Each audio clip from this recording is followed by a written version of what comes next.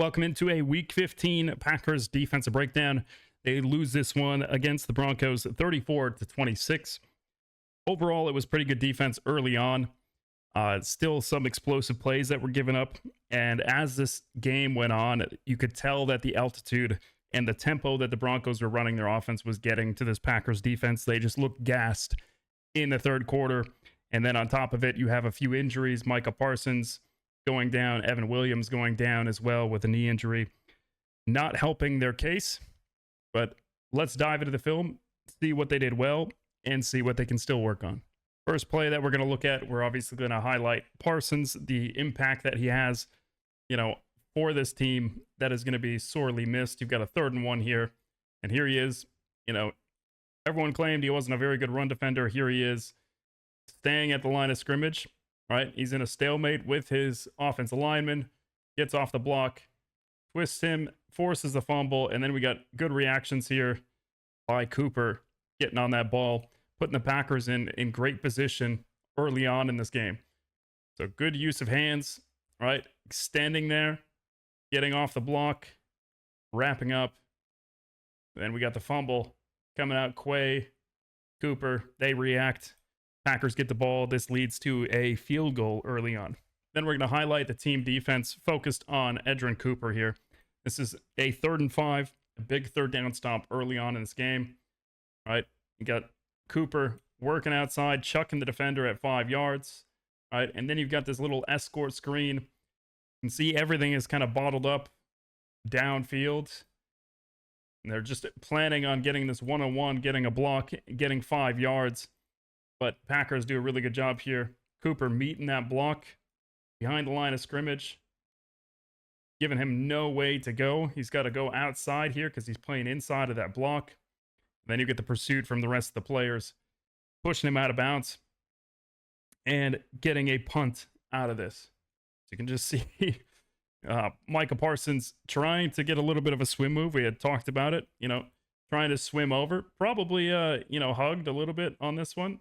But Quinn Miners doing a very good job there on Parsons. Not much else in terms of pressure from the front. And a nice tackle forcing a punt early on in this game. Here we're going to pay attention. We got soft coverage, essentially a quarters shell here. And you're just going to get a quick pass. And this is just going to be a very silly penalty by the Packers. This is a 1st and 20. Broncos just had a hold. Obviously, they're just trying to get back on track here. All right, a G-bot play, little hitch against that quarters. And then you've got Bullard, who's going to end up coming in, all right, wrapping up. And here, whistles had blown, obviously, as this ref's hand is going up. So they know that whistle's blowing. It's just that little throwdown with the arm that's going to get called. I think if they just kind of set him on the ground without that throwing gesture, then it's probably going to be fine. But because he throws him down to the ground, or the refs see that arm pushed down, they're calling that excessive. That's a 15-yard penalty. What would have been a 2nd and long ends up being a free 1st down and 15 yards for this Denver offense.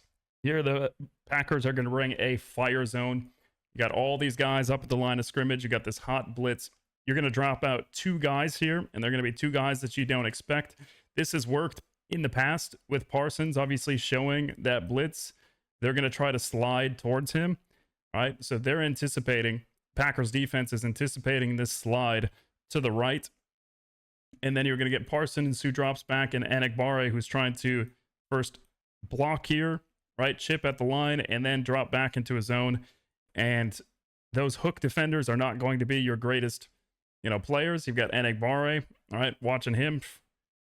He's trying to get a jam there. Receiver just pushes that elbow. All right, he's off balance, and that's going to be the guy that makes a play. All right, Parsons does a decent job here.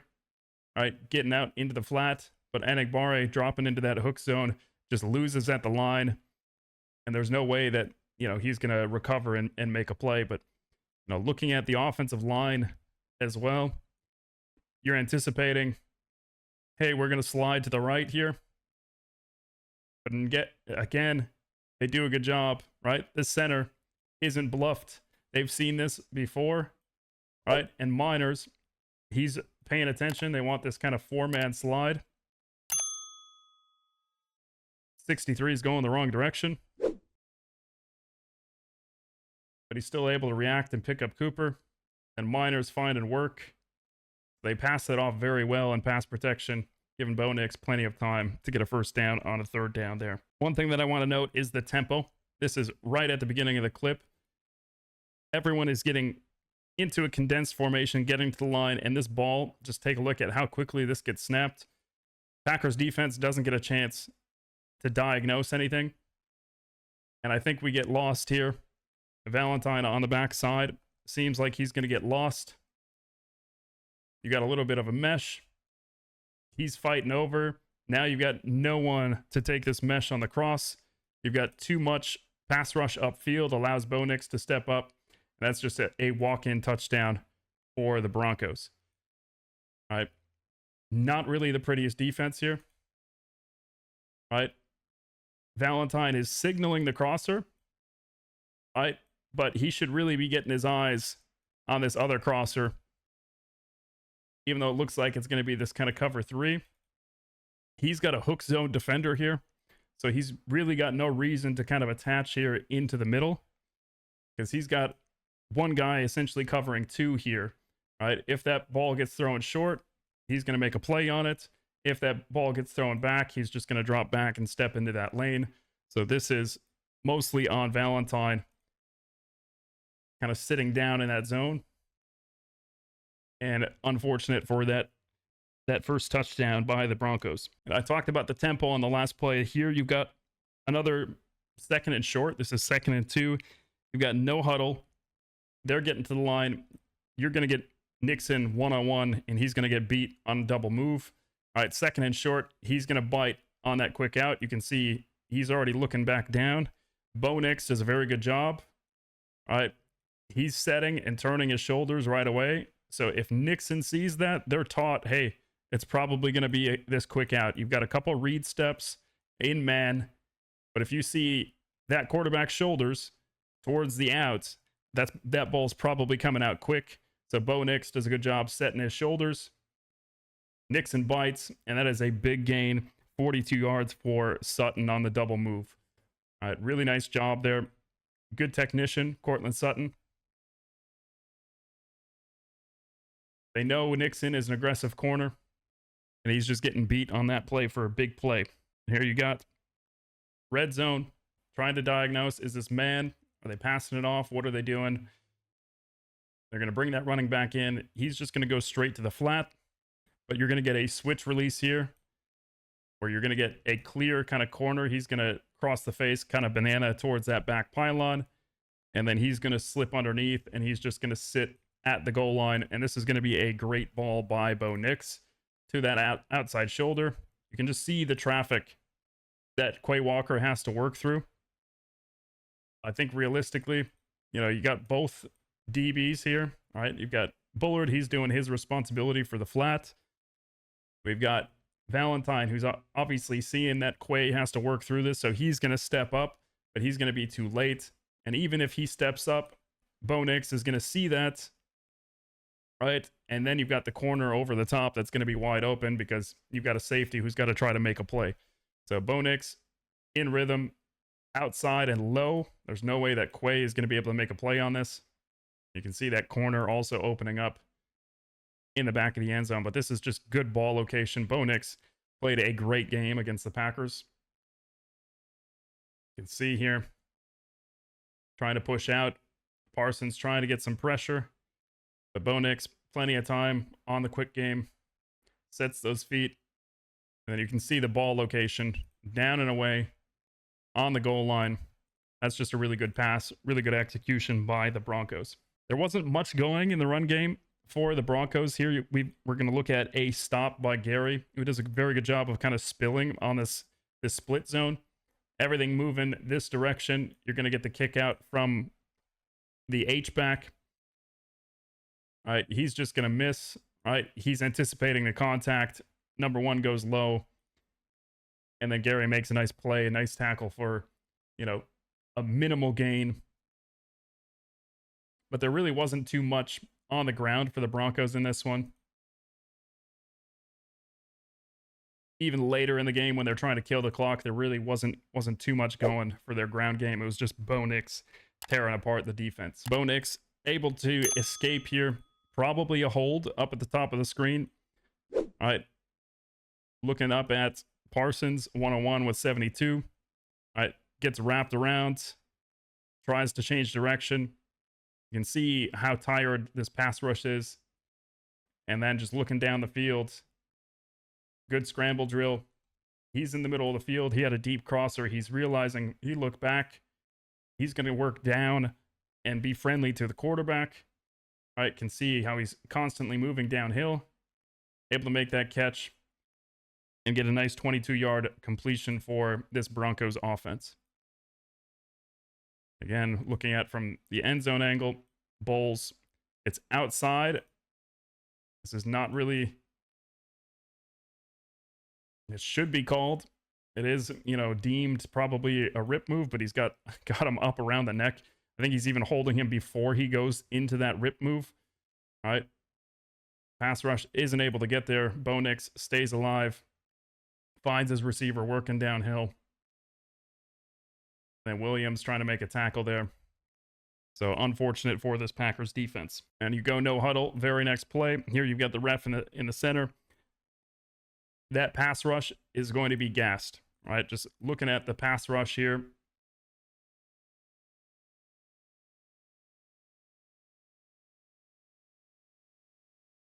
Really nothing going.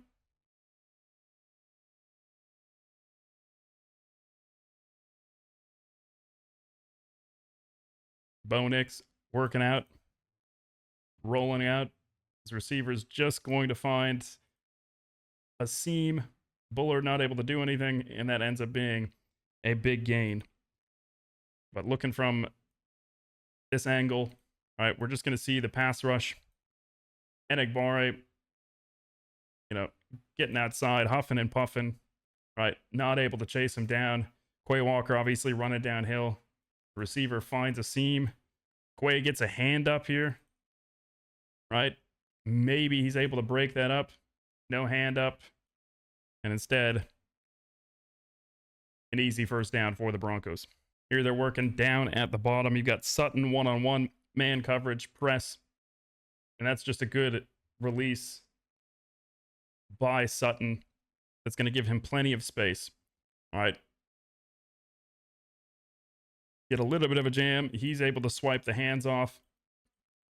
But this slow release is what's going to allow him to get that space and allow Bo Nix, right, the time to look to this safety, to bring the safety more inside, right? Williams obviously trying to play in between both, but that little stutter release at the line is going to give Sutton enough room where he's going to have room to play with to that back corner. So Bo Nix just needs to put it up towards that back half of the end zone, and Sutton needs to go up and make a play.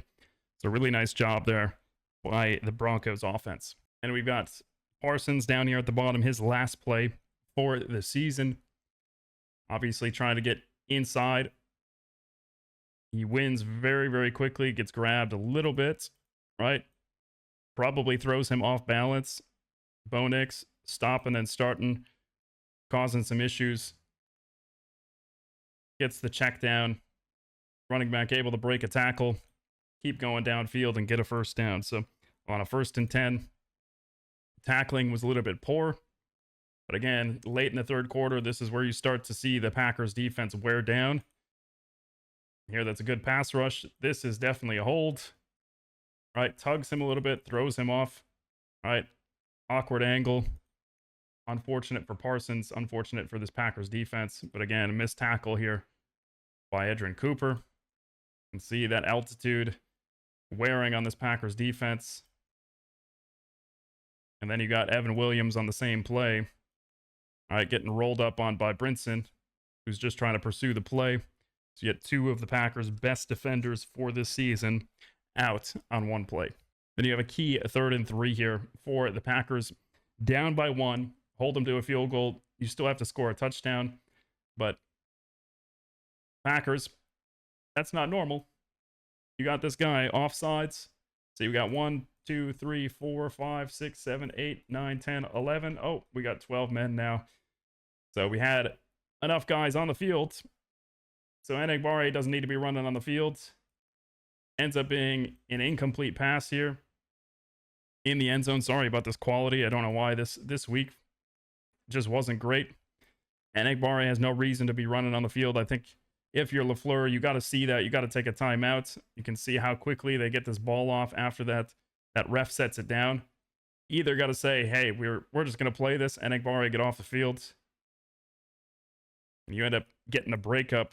It would have caused a 4th down and a big decision for the Broncos if they were going to go for that. But instead, it's a free 1st down. And then nothing to really analyze here. Just a pin pull. Harvey working, getting 4 yards. Easy touchdown. Potentially a false start on Sutton. Leaning inside, but nah, it's all right. Able to pin Gary in. That's going to give him just enough space to reach that ball over the end zone. And the last play that we're going to look at, this is just a great rep in pass coverage by Edrin Cooper. Showing pressure. Obviously, it looks like Cooper's going to be coming. Ends up being Walker. He's got to turn. He's got a robot. He's got to get around. He gets to number 3. Probably some illegal contact here. All right, he wraps his hand around the waist. All right, slows down the receiver just enough, but then gets his hands on it. All right, that is a big 4th down stop by Edrin Cooper. All right, tough position on a receiver, having to turn your back to the quarterback. All right, gets the eyes back and makes a play. Keeps the Packers' chances alive late in this one. And that's going to do it for this video. Obviously not the result the Packers wanted. Would have been nice to beat one of the top AFC teams in the league. But this loss hurts more just with the injuries that came along with it. All right, you've got a big game on Saturday against the Bears for 1st place in the NFC North. Potentially staying undefeated in the NFC North. Somehow the Packers are still favored, even without Evan Williams and Micah Parsons. And then, of course, there are other injury question marks on top of those guys. But it was pretty evident the altitude was getting to this Packers defense as I was watching the film later in the game. And, of course, in addition to that altitude, you get that deflation of our star player just went down. What are we going to do? You'd like to see a little bit more of stepping up to that adversity, but it's really hard in the moment to react. But hopefully this Packers defense is able to step up. Pass rush definitely needs to improve out of Micah Parsons. And we're hoping that Hafley is able to cook some things up without that Parsons effect, making up for a lot of coverage issues on the back end from the corners. Thank you guys for watching, and I'll see you in the next video.